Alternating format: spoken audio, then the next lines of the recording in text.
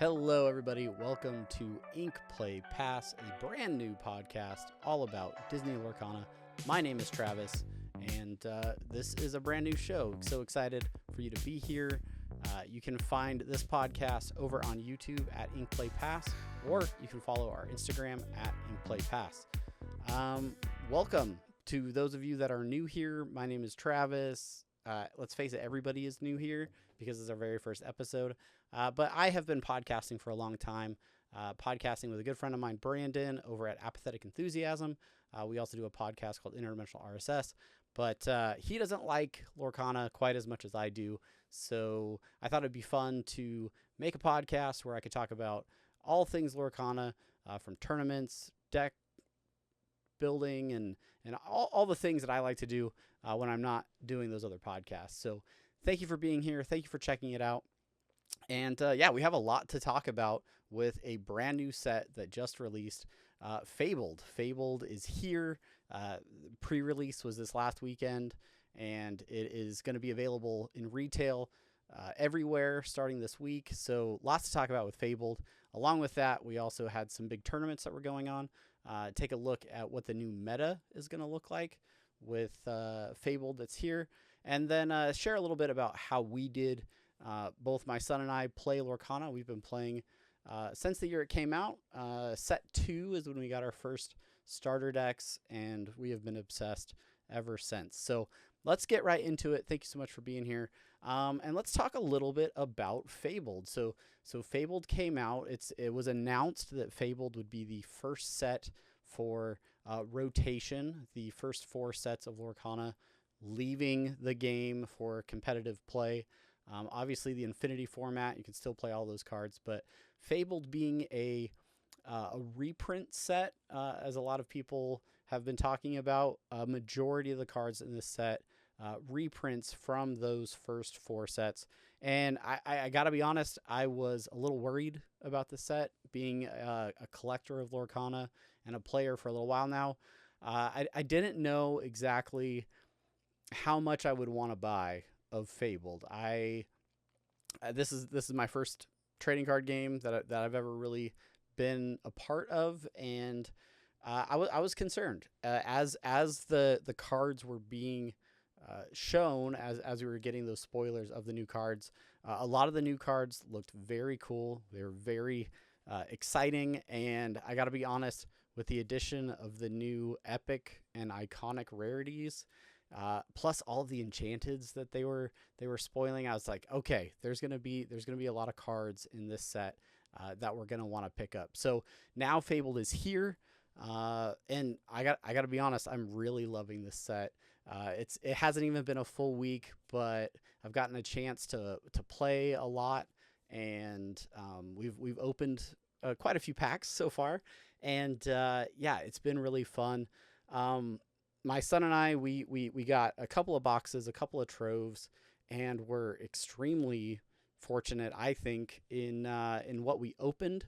So I'll kind of break down a little bit about how we did this week with Fabled towards the end of the show. But starting with Fabled, I just want to talk about some of my favorite cards that I've seen so far with the new set. The first one being Dumbo. I think I'm not alone here. Dumbo, ninth wonder of the universe. There's a card right there.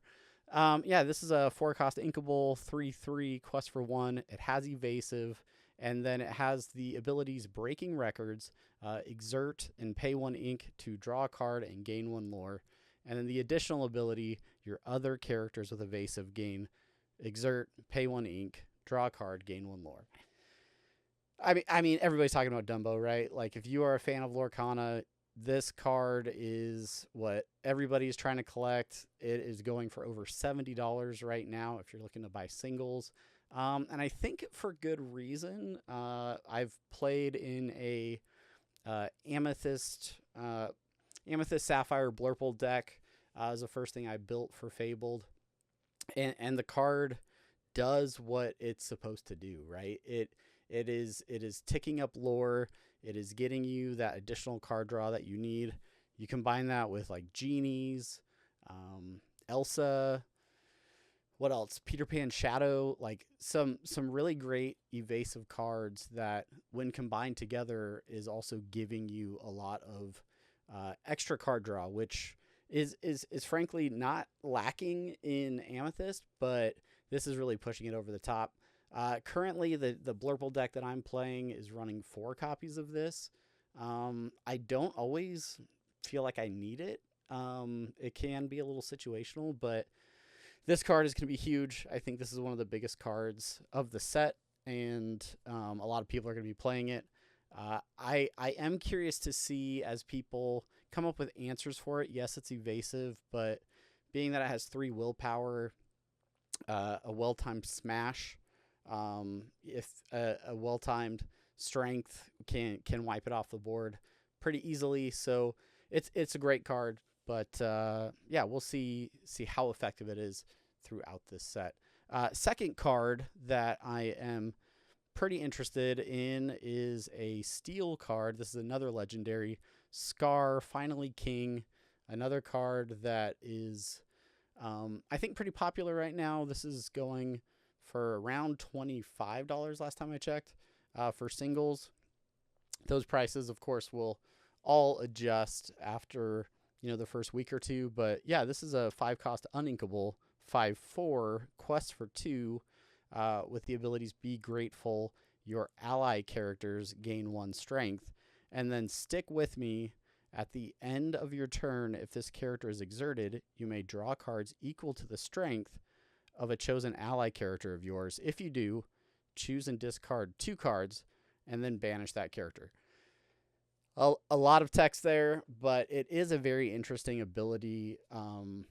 If you have a lot of allies in a deck, and especially if they have support, I think that this can be really great, comboed with like Alice Growing Girl, which gives all of your other characters support.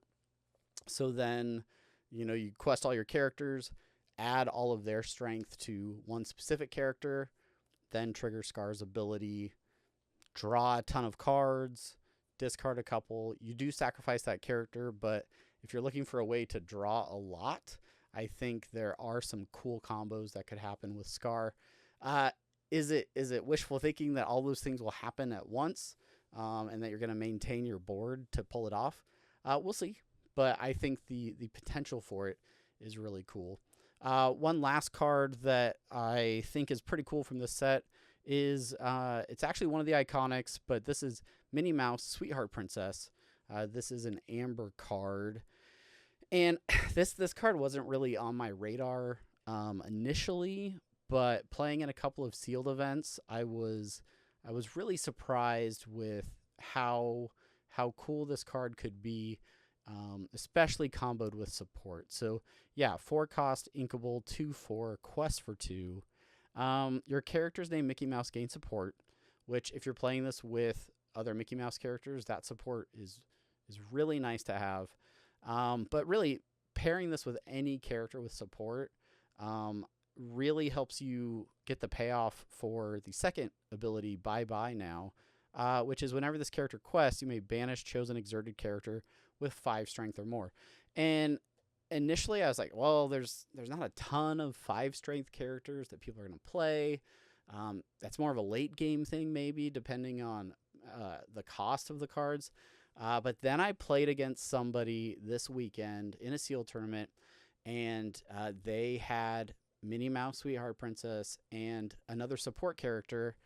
And very, very smartly, they would quest their support characters and then give my characters the strength, boosting their strength over 5, and then allowing Minnie Mouse to quest and banishing my characters.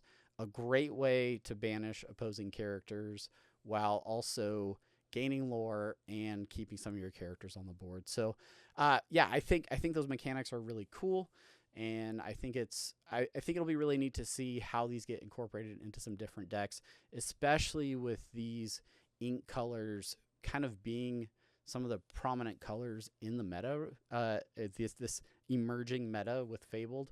I'm very interested to see how the cards do, and if they get incorporated into a lot of decks. Before we move on, I think it's also important to talk about the new rarities in Fabled, which for me have really increased my desire to buy more and more packs of this set.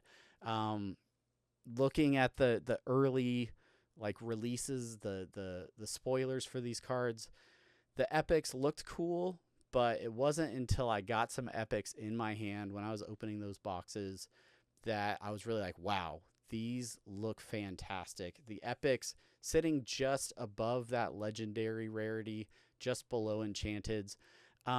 When you look at these cards and then you compare them to like an early, first chapter or Rise of the Floodborn enchanted, like they are essentially the same kind of like construct of those cards with the extended artwork, but then also like that lower half with the text.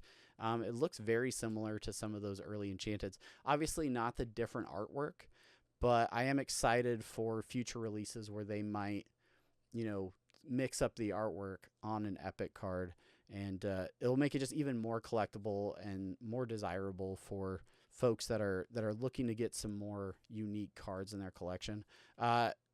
One last hope. I've pulled a couple of these. I traded one to my son, who is a Hercules fanatic, and then pulled another one in sealed.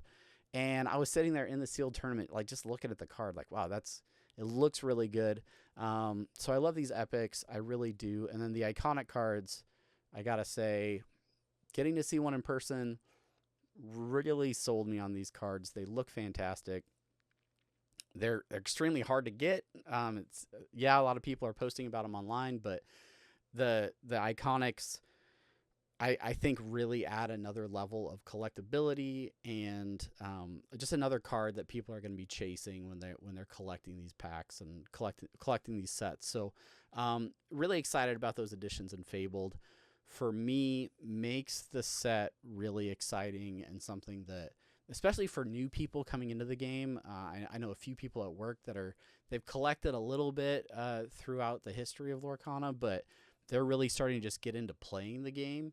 And this is a great set where they can get a lot of staple cards and really get into playing and learning the game and having a lot of fun with it. So yeah, that's sort of my wrap up. That's my thoughts on Fabled, the new set. Love to hear what you think. What were your initial thoughts before Fabled came out? Did you still feel the same way now that the cards are out? And what were some of your favorite cards that you've gotten to see so far in Fabled? So let me know, leave a comment, and love to chat about that in the comments. All right. Next up, I want to talk really quickly about some new tournaments. There were a lot of tournaments this first weekend celebrating the release of Fabled. I looked up a couple of tournaments because I really wanted to know what some high-level players are playing, starting to get some sort of idea of what the meta is going to be, at least initially, in this new set with Fabled. Rotating out so many cards, some staple decks really don't have the same firepower that they used to. So the first tournament that I wanted to look at was the Fabled 15 case tournament. This happened out at Southside Gaming in Florida. A lot of notable players there, and it was actually an Amethyst Steel deck that ended up winning the tournament. In the top 8, you had a lot of Amethyst Sapphire or Blurple, Amethyst Steel, and then some Ruby Amethyst. So really like tons of Amethyst happening in the meta right now. When you look at the breakdown of all of the decks, 25% of the players were playing a Blurple deck.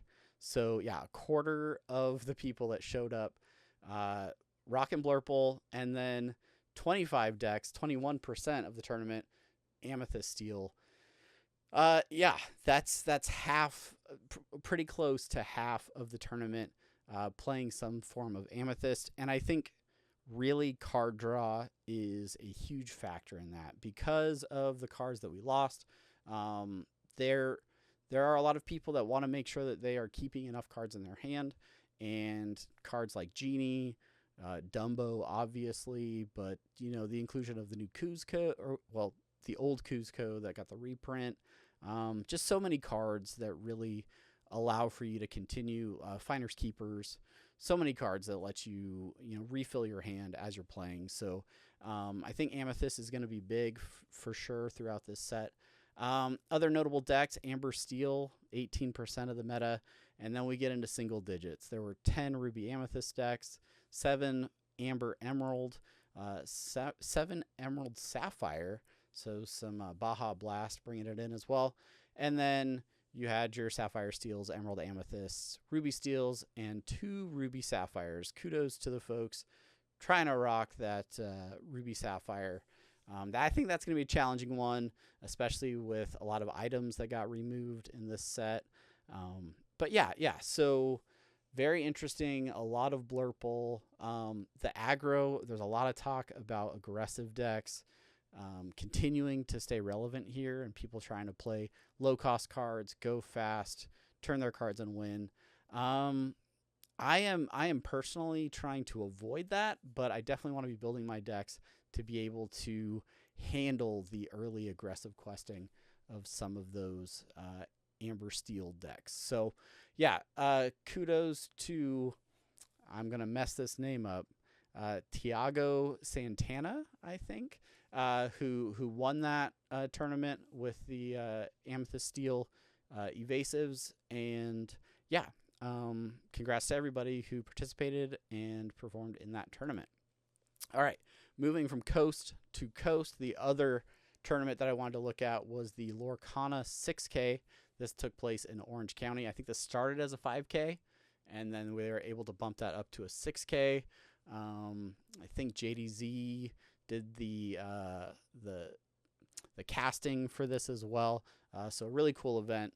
And when you look at the meta breakdown for this, you see a lot of the same things. So this had 30% of the players bringing the Blurple, 23% with Amethyst Steel, 14% with Amber Steel, and then 8 with Ruby Amethyst. So really, when you look at that breakdown, the exact same ordering of the cards, lots of people leading into Blurple, Amethyst Steel.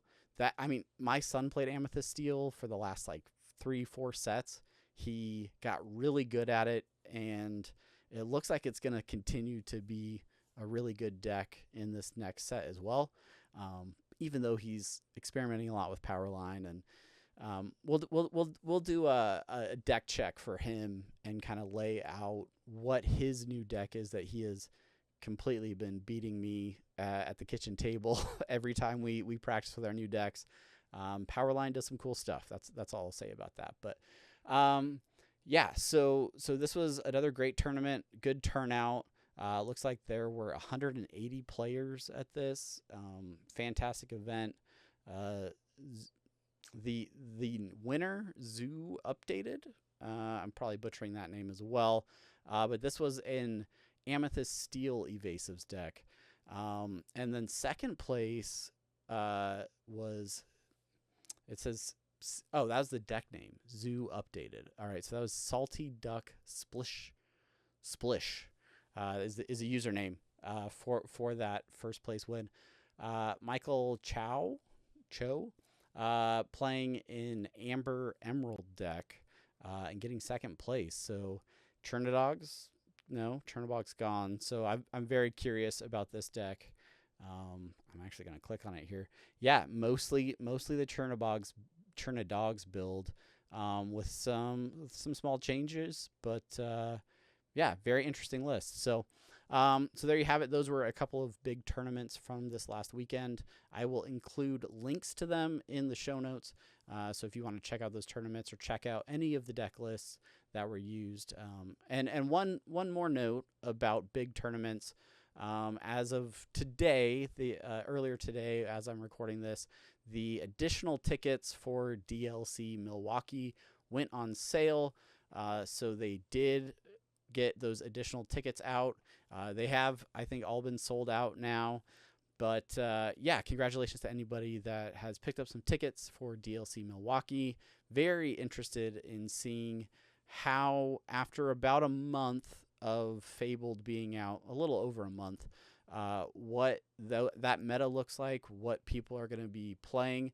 A lot of people experimenting and trying to get lots of games in so that they can do well at DLC Milwaukee, but very excited to see how that goes as well. All right, so finally, we're going to talk a little bit about how we did. Me and my son, we had a lot of fun this week with Fabled. Like I talked about before, we opened a fair amount of product, and I feel like we were very fortunate with the packs that we opened. I did leave a little video on YouTube and over on Instagram of Caleb opening the first Enchanted that was pulled for us from the set, and it was an Enchanted Dumbo. It was crazy. It was super exciting. If you want to check out that video, you can find that over on the Inkplay Pass Instagram or on our YouTube as well. But super fun, beautiful card. It was our first time seeing one of the new Enchanteds in person.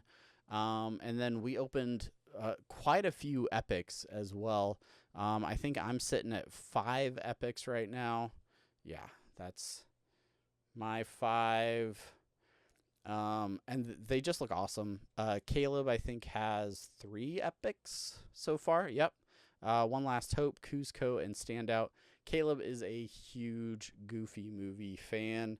It is his favorite movie, so he was extremely excited about this set, and his goal is to collect all the Goofy movie cards that he can. He wants all the Enchanteds. He wants all the epics, so he's very excited about that. After we opened our stuff on Friday, we headed out to one of our local game stores where we played in a sealed tournament. If you're not familiar with sealed tournaments, you basically get 6 packs and a little bit of time to open those packs and make a 40-card deck out of the cards that you're given. It's a great way to get some early games in, play in a limited format, and also maybe try to get some awesome pulls as well. The store that we were playing in, you also got an additional pack every time you won. We played 4 rounds, and I got to be honest, the packs that I opened were not spectacular. I don't think I pulled any legendaries in any of my packs, so it was a little bit of struggle. I built my deck to be try to focus on evasives, but you know, it was hard to focus when I look over at my son Caleb, who is opening his packs and pulls his 2nd Enchanted in the same day. He was fired up because he got a Powerline Enchanted card. This card is pretty awesome, and he was so excited. I was like, well, okay, you've won sealed already because you pulled an Enchanted. Honestly, we had 31 players in that tournament. Great turnout, and I was very happy to see the number of people there to play. The packs that were opened, we saw a ton of epics being opened, multiple Enchanteds from multiple people, and that night really was what really got me excited, fired up about the set, and just really excited to be playing in this new format where everybody's experimenting, everybody's trying to kind of learn the cards and learn what's going to work for this meta. So had a lot of fun. I didn't win my first game, got a bye on my second, so I didn't even get to play in the second round. But the nice thing is that it counted as a win, so I'd get a free pack for that. Sat down to play my 3rd round, and also didn't have a great round. Lost that round. But in opening my prize pack, I opened a very surprising card. It was the first icon. I'm gonna say this is probably the first iconic that was opened in our area. The iconic Minnie Mouse, just a phenomenal looking card. I at that point I was ready to go home. I was like, we're good. After I got done shaking and sleeving the card, and then walking it around to everybody, because word was getting around that it got opened, and really, the card looks so cool in person. I just wanted everybody to get a chance to check it out. So yeah, that was really cool. Really excited about Iconics in this set, just because the rarity of them, and it just adds another level of collectability for the set. But super excited about that Iconic pull. Made my weekend. We went the next day to another sealed tournament at another one of our local game stores. And as soon as I walked in, a lot of the same faces were there, and they were like, "You can go home, Travis. You don't have to be here. You're already good for this weekend." So all in good fun. We played some more. Had a little bit better luck with my pulls. I got a couple more legendaries, another epic in those packs, so I was super excited about that. Played pretty well. We had 3 rounds. I think I won 2 of my 3 rounds, and got a couple more packs. And in that pack, we opened a Enchanted Max Goof. So for my son, who is completely obsessed with a Goofy movie, having 2 of the 3 Enchanteds for the movie already before the first weekend was over, was pretty exciting. It was a lot of fun. So if you have an eye to eye, he's interested. But we are playing in another sealed tournament this upcoming weekend to celebrate the full release of Fabled. So who knows? Maybe we can pull something there as well. But yeah, that's pretty much how our weekend went. It's been a lot of fun ever since we got all those cards. We came home, we built a few decks. He and I have been playing pretty much every night, testing our new decks. I am the type that likes to build a lot of different decks and experiment with them and see what works and what doesn't. My son leans pretty hard into one deck and really focuses on that. And it's paying off for him because he is winning a whole lot of games. But I'm curious how your week went with Fabled. What were your favorite pulls? What are some of the cards that you were excited to see in your packs? And then what decks are you building for this next rotation? Are you sticking with some color combination that you've played for a long time, or are you trying something completely different? Leave a comment and let us know what decks you're playing. And if you want to drop a list or things like that as well, I'd love to check those out. So that is going to do it for this first inaugural episode of Ink Play Pass. So thank you so much for being here, for sticking around and watching. And hoping to do many more of these in the future. In the meantime, make sure that you like this video, subscribe, leave a comment, let us know what you're excited about for Fabled, and then you can go follow us over on Instagram as well at Ink Play Pass. Until next time, my name is Travis. Thank you so much for watching, and we'll see you later.